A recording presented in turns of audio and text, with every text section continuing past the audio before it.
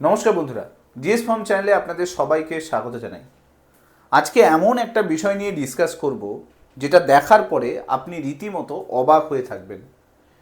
আমরা ন্যায় বিচারের জন্য হাইকোর্টে যাই বা সুপ্রিম কোর্টে যাই, কিন্তু আজকের এই ভিডিওটা দেখার পরে আপনি ন্যায় বিচারের জন্য কখনো হাইকোর্টের দরজায় ঘুরবেন না বা সুপ্রিম কোর্টের দরজায় ঘুরবেন না। উড়িষ্যা হাইকোর্ট এমন একটা রায় দিয়েছে যে রায় দেখার পরে সুপ্রিম কোর্টও অবাক হয়ে গেছে যে এইভাবে কিভাবে রায় আসতে পারে। রীতিমতো মানুষের যে অধিকার, সেই অধিকারটুকু যে হাইকোর্টের দেওয়ার দরকার, ফিরিয়ে দেওয়ার দরকার আছে, সেই হাইকোর্ট সেই মানুষের অধিকারটুকু নিয়ে নিচ্ছে।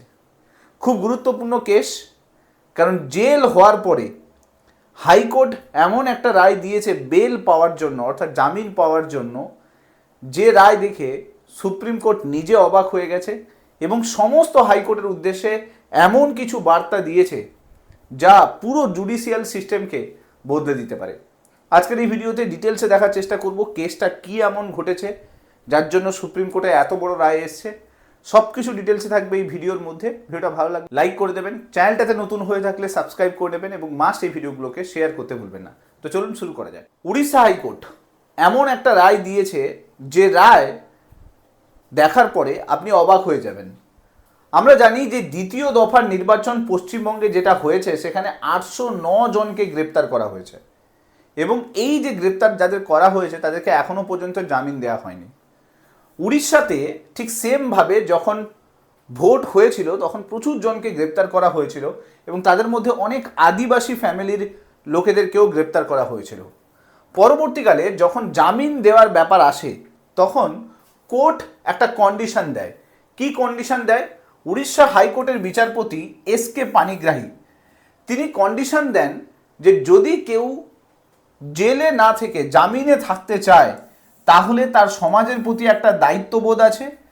তাকে 3 মাসের জন্য, এখানে বলা হয় প্রত্যেক দিন সকাল 6টা থেকে রাত্রি 9টা পর্যন্ত বিভিন্ন যে পুলিশ স্টেশন রয়েছে সেগুলোকে পরিষ্কার করতে হবে। শুধুমাত্র তাই নয়, তার সঙ্গে সঙ্গে তিনি বললেন ঝাড়ু দিতে হবে, মুছতে হবে, ফিনাইল দিয়ে পরিষ্কার করতে হবে এবং অন্যান্য যে কোনো পরিষ্কার পরিচ্ছন্নের কাজ করতে হবে যদি কেউ জামিন চায়। এবং যা যা সরঞ্জাম লাগবে সেগুলো হাইকোর্টের তরফ থেকে দেয়া হবে।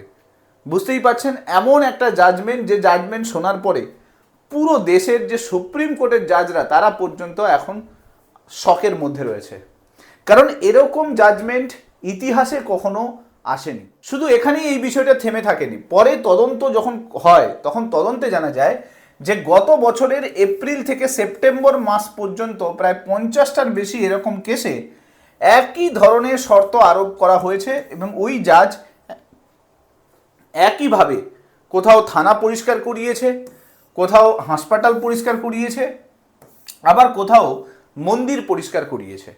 অর্থাৎ যাদের জামিন দরকার আছে তারা যদি জামিন পেতে চায় হাইকোর্টের তরফ থেকে জামিন দিয়ে দেওয়া হবে, কিন্তু তাদেরকে 3 মাসের জন্য টানা এরকম প্রত্যেক দিন সকাল 6টা থেকে 9টা পর্যন্ত বিভিন্ন পুলিশ স্টেশন, বিভিন্ন টেম্পল, বিভিন্ন হসপিটাল এগুলো পরিষ্কার করতে হবে।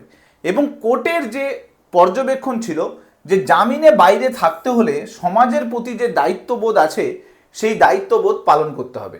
এই পুরো বিষয়টা চলে যায় সুপ্রিম কোর্টে। সুপ্রিম কোর্টে কেস ফাইল হয় এবং সুপ্রিম কোর্টের চিফ জাস্টিস সূর্যকান্ত মিশ্রা তিনি যখন প্রথমবার এই পুরো বিষয়টা দেখেন এবং তিনি রীতিমতো হতভম্ব হয়ে যান। তিনি বলেন যে এটা কিভাবে সম্ভব, মানুষের অধিকারকে কিভাবে কেড়ে নিতে পারা যায়। দেখুন, এখান থেকে দুটো প্রশ্ন উঠে এসছে। সেই প্রশ্ন কি, যে মানুষ ন্যায় বিচারের জন্য কোর্টে যায়, কিন্তু কোর্ট আবার রিফর্মেটিভ জাস্টিসের প্রশ্ন তৈরি করছে।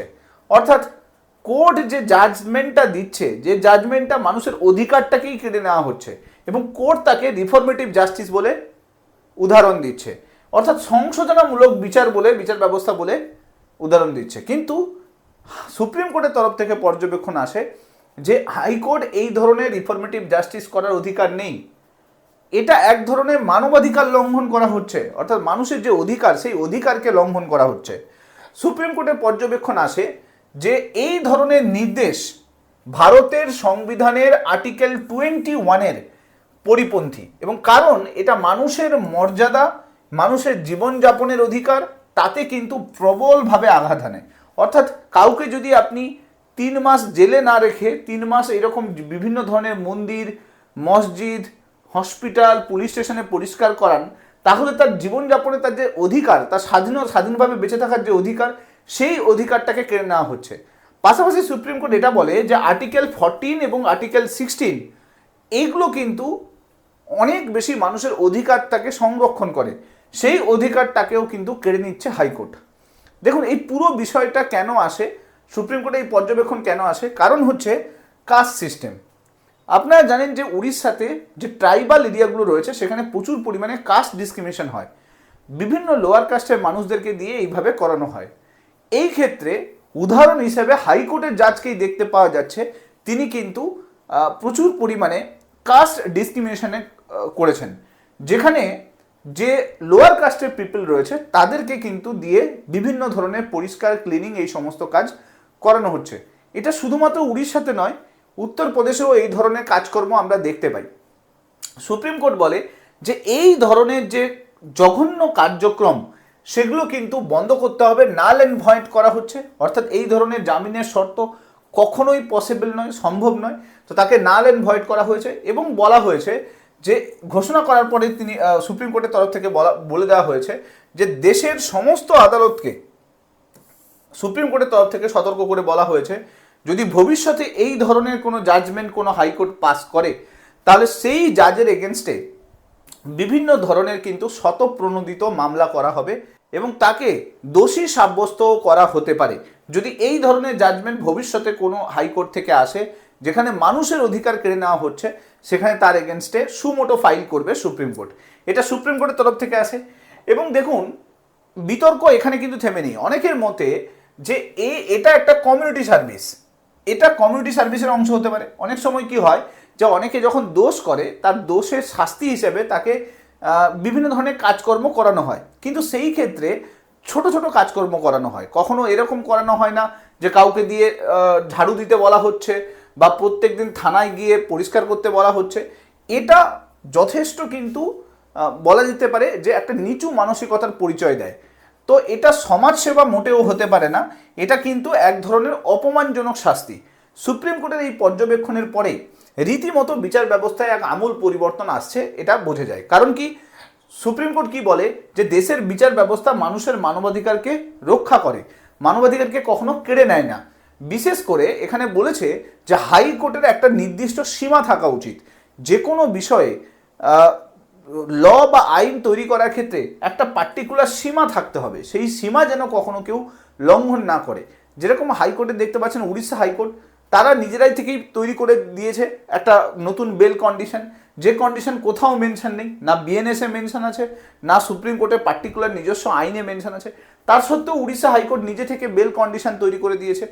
সো যার জন্য সুপ্রিম কোর্ট বলেছে যে এরকম কোনো বেল কন্ডিশন না থাকা সত্ত্বেও কোনো হাইকোর্ট যদি এই ধরনের বেল কন্ডিশন ক্রিয়েট করে তাহলেও তার এগেনস্টে সুমোটো ফাইল করবে সুপ্রিম কোর্ট। তার মানে বুঝতেই পারছেন ফিউচারে ভবিষ্যতে আমরা যদি দেখি হাইকোর্ট এরকম ছোটোখাটো যে কোনো রায় দিতে গেলে সুপ্রিম কোর্টের রুলিংগুলোকে কিন্তু মাথায় রাখবে। উড়িষ্যার ক্ষেত্রে এই যে কেসটা এটা কিন্তু অনেক বড় কেস এবং সুপ্রিম কোর্ট এই উড়িষ্যার যে বেল কন্ডিশনের যে রুল সেটাকে পুরোটা নাল অ্যান্ড ভয়েড করে এবং যে জাজ এই ধরনের জাজমেন্ট দিচ্ছিল তার এগেনস্টে সুমোটো কেস ফাইল করে এবং ইনভেস্টিগেশন স্টার্ট হয়। এখন প্রশ্ন হচ্ছে পশ্চিমবঙ্গের ক্ষেত্রে আমরা যদি দেখি প্রায় 809 জনকে গ্রেপ্তার করা হয়েছে দ্বিতীয় দফার নির্বাচনের আগে। আমরা যদি দেখি প্রায় 809 জন গ্রেপ্তার হয়ে রয়েছে। সো ভাবুন দেখি যদি পশ্চিমবঙ্গের ক্ষেত্রে এই জিনিসটা আমরা দেখতে পাই তাহলে আমাদের জুডিশিয়ারির উপর ভরসাটাই চলে যাবে। মানুষ যে ন্যায় বিচারের জন্য হাইকোর্ট বা সুপ্রিম কোর্টে যায় সেই ভরসাটুকু মানুষ হারিয়ে ফেলবে।